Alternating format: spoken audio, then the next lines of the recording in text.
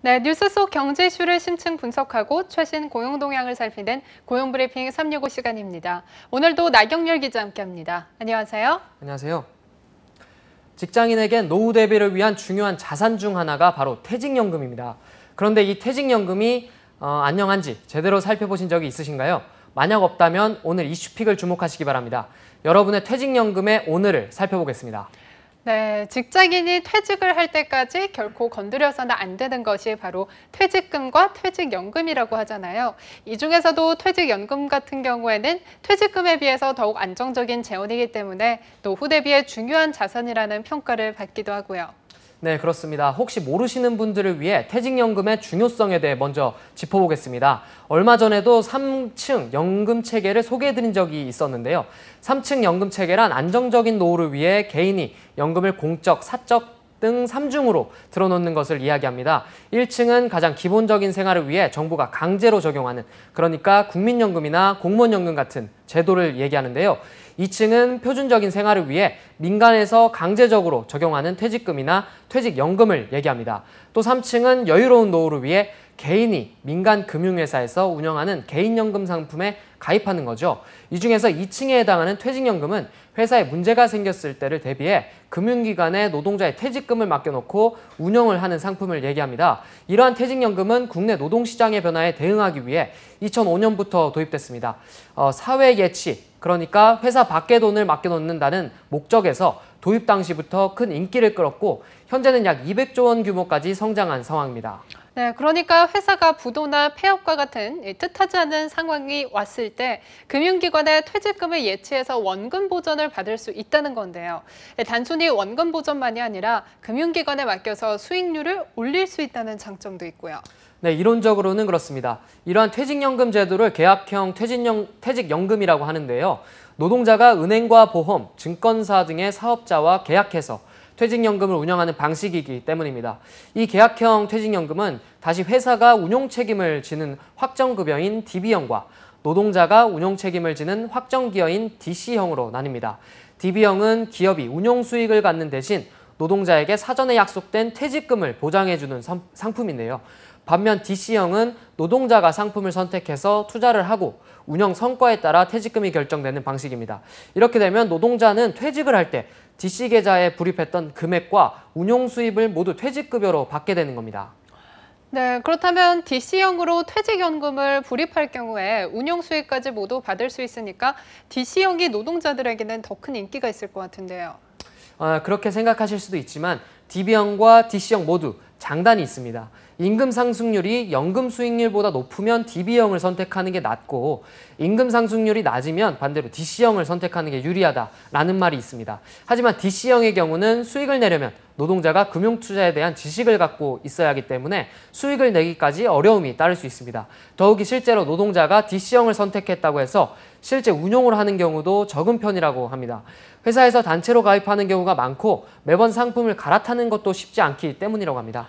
그렇다면 현재 DC형 상품의 수익률 같은 경우는 어느 정도나 될까요?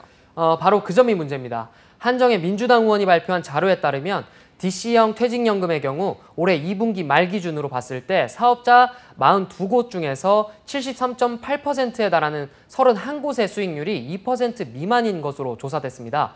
최근 적금 상품에서도 자주 볼 수 있는 3% 이상의 수익률을 낸 곳은 단 한 곳도 없었습니다. 더욱이 사업자 4곳은 아예 1% 미만의 수익률만 낸 것으로 조사됐는데요. 수익률이 가장 낮은 KDB생명의 경우 0.07%의 수익률밖에 내지 못했습니다. 이렇게까지 수익률이 낮은 건 최근 금리가 낮아진 것과도 연관이 있나요?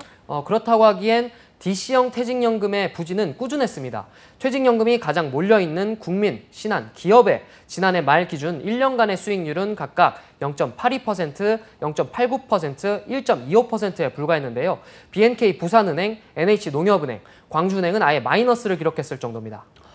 마이너스까지 났다고 하시니까 상황이 이 정도면 예금이나 적금보다도 수익률이 낮은 데다가 원금도 보장되지 않는 펀드와 조금 비슷한 수준 아닌가요? 네, 그렇습니다. 게다가 물가 상승률까지 감안하면 마이너스는 아니더라도 수익률이 적었던 DC형 연금도 마이너스라고도 얘기할 수 있습니다.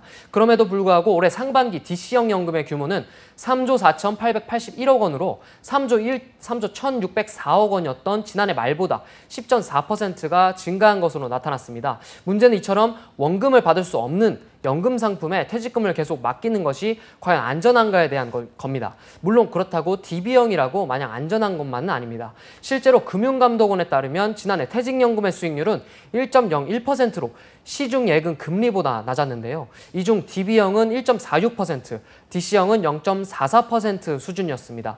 물론 DC형보다는 높지만 수익률이 이 정도라면 국민연금보다 외려 낮은 수준이라고 할 수 있죠.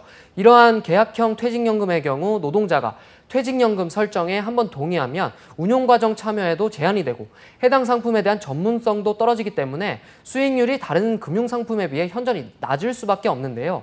이 때문에 퇴직연금의 전반적인 개혁이 필요하다는 지적이 나오는 상황입니다. 네, 그렇네요. 퇴직연금은 노후 대비를 위해서 굉장히 소중한 자산인데 전반적인 개혁이 필요한 것 같습니다.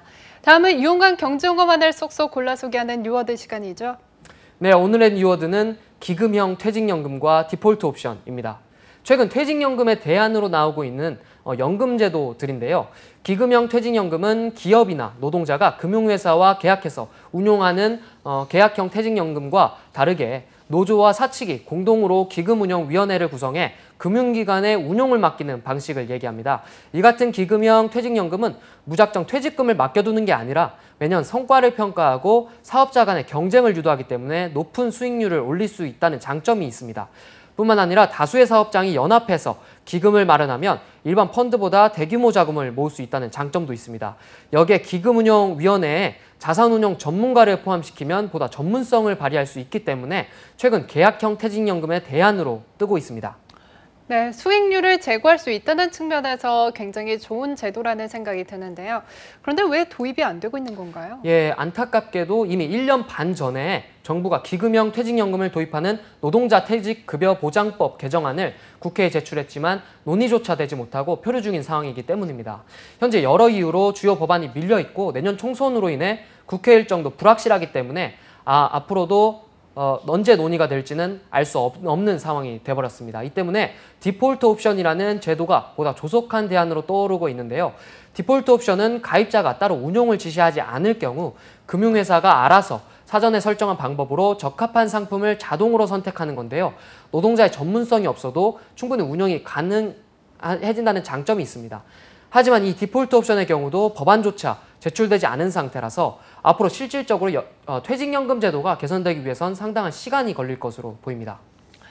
네, 앞으로의 노후가 걸려있는 연금입니다. 보다 안정적인 생활을 하기 위해 퇴직연금에 가입했는데 절차는 번거롭고 수익률은 나지 않고 있습니다. 이대로라면 차라리 가부를 받아 예금 상품으로 돌려도 될 지경인데요. 더욱이 이 같은 상황에서도 국회에서는 노동자의 퇴직연금에 대한 논의조차 하지 않고 있습니다. 분명 대안까지 있는데도 말이죠.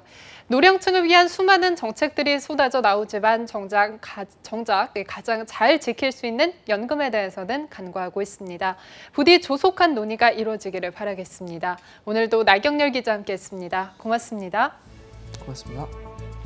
지금까지 고용브리핑 365였습니다.